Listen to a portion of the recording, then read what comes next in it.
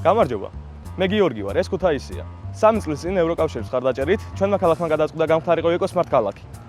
მოდით ერთად ნახოთ რა ნაბიჯები გადადგა ჩვენმა ქალაქმა მწვანე მობილობის, ენერგოეფექტურობის და ნარჩენების მართვის მიმართულებით. ქალაქმა დაამონტაჟა 4 ელექტროდამტენი, რომლის გამოყენებაც ელექტრომობილის ნებისმიერ მფლობელს შეუძლია. და ამის პარალელურად, ყველას ვისაც ელექტრომობილი ყავს, ქალაქის საკრებულომ გაათავისუფლა პარკირების გადასახადისგან.